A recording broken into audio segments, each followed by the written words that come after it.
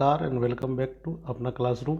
दोस्तों, मैं आपका योगी सर आप सभी का आपके अपने यूट्यूब चैनल अपना क्लासरूम में स्वागत करता हूं। दोस्तों, जैसा कि आज अखबारों से पता चल रही है और कल जो हाईकोर्ट में हुई उस बारे में जानकारी आने के बावजूद भी कुछ समस्याएं थी, जिस कारण से मैं इसका वीडियो नहीं डाल पाया था।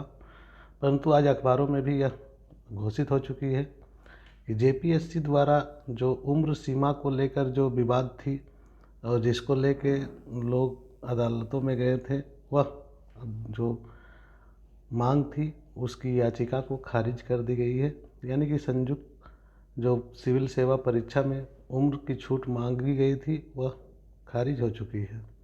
तो आप सभी अपनी तैयारी को ज़्यादा से ज़्यादा करें और तैयारी पर ध्यान दें। क्या कहा गया है इस बारे में आइए बात करते हैं। झारखंड हाईकोर्ट ने जेपीएससी की ओर से संयुक्त सिविल सेवा परीक्षा 2021 में जो उम्र कट ऑफ डेट को घटाने की मांग वाली याचिका दी गई थी, उस याचिका को खारिज कर दी गई है। जस्टिस डॉक्टर एसएन पाठक की अदालत में यह कहा गया कि यह सरकार का नीतिगत मामला है, इसमें हस्तक्षेप नहीं किया जा सकता है। बहस पूरी होने के बाद इस मामले में अदालत ने अपना फैसला सुरक्षित रखा था और इसी फैसले को कल सुनाया गया। आपको जैसे पहले भी मैं बता चुका हूं, प्रार्थी प्रणय कुमार राय और परवीन कुजूर ने झारखंड हाईकोर्ट में याचिका दाखिल की थी कि सुनवाई के दौरान अधिवक्ता विकास कुमार और कुमारी सुगंधा ने अदालत को बताया था कि वर्ष 2020 में जो संयुक्त सिविल सेवा परीक्षा के लिए विज्ञापन निकाले गए थे, उसमें कट ऑफ उम्र डेट जो था 2011 था, परंतु उसे वापस लेते हुए एक साल बाद जेपीएससी की ओर से दोबारा संयुक्त सिविल सेवा परीक्षा के लिए विज्ञापन निकाला गया, जिसमें उम्र की कट ऑफ डेट 1 अगस्त 2016 रखी गई है। इस विज्ञापन में उम्र की जो कट ऑफ डेट है उसे 1 अगस्त 2016 की जगह पहले की ही तरह 1 अगस्त 2011 की जाए। नियमानुसार हर साल सिविल सेवा की परीक्षा होनी चाहिए, लेकिन ऐसा नहीं किया गया। ऐसे में उम्र बाधित छात्रों को भी इस परीक्षा में शामिल होने का मौका मिलना चाहिए। इस मामले में जेपीएससी की ओर से अधिवक्ता जो है संजय पीपरवाल जी और प्रिंस कुमार सिंह ने अपना पक्ष रखते हुए कहा था कि उम्र में छूट देना नीतिगत मामला है और यह सरकार के अधिकार क्षेत्र में आता है। यानी कि पूरी तरह से ये जान ले कि जो उम्र सीमा से संबंधित जो विवाद था, जो केसेस थे, वे खारिज हो चुके हैं। और खारिज होने के बाद अब आपके सामने समस्या यह है कि जिन्होंने अभी तक तैयारी नहीं करनी चालू की है, सोच रहे थे कि फॉर्म कैंसिल हो जाएगा, तो यह फॉर्म कैंसिल होने वाली है नहीं। तो आप लोग ज़्यादा से ज़्यादा तैयारी पे जुट जाएं और कोशिश करें ज़्यादा से ज़्यादा पढ़ाई करने का, क्योंकि यही आपकी काम आएगी। एक और इम्पोर्टेंट न्यूज़ है इसमें, जो शिक्षक बहाली से संबंधित है। दोस्तों, इसमें अदालत ने पूछा कि क्या गैर अनुसूचित जिलों में शिक्षकों की बहाली जो होनी थी, वह बहाली अब होगी या नहीं होगी। तो कोर्ट ने कहा कि ना कोई रोक है, ना कानूनी अड़चन, तो क्यों नहीं बहाली की जा रही है।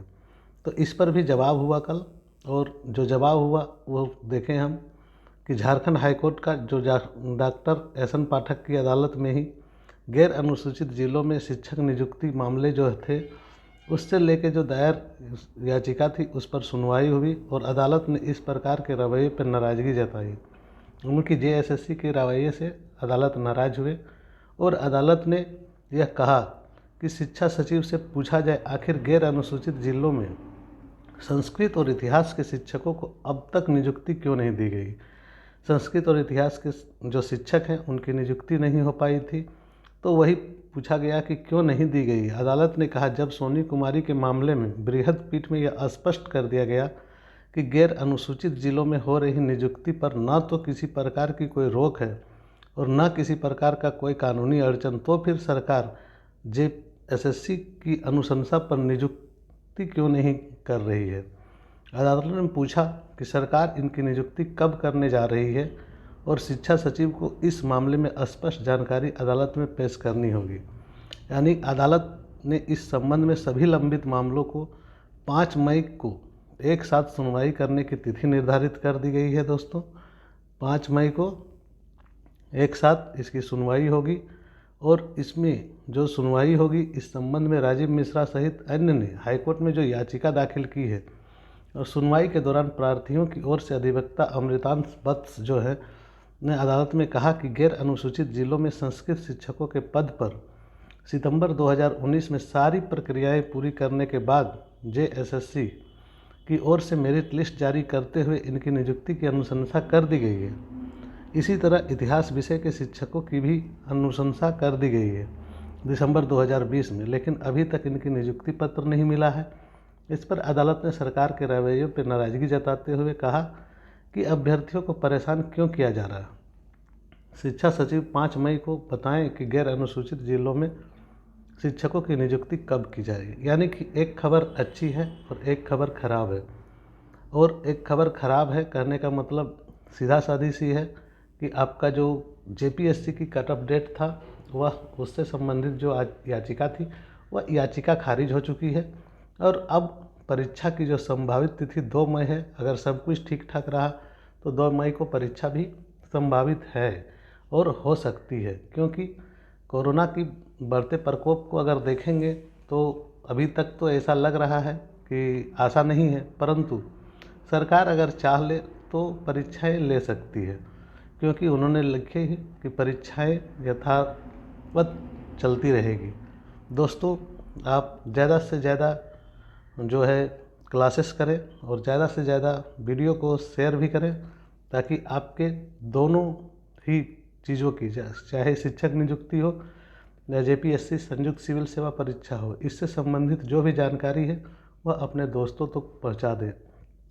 आप चाहे तो इसमें कमेंट कर सकते हैं, लाइक कर सकते हैं, चैनल को सब्सक्राइब कर लें, क्योंकि जो भी न्यूज़ आती है वह न्यूज़ हमारे चैनल में बहुत ही जल्द और फास्ट मिलती है। धन्यवाद दोस्तों। जोहार जोहार।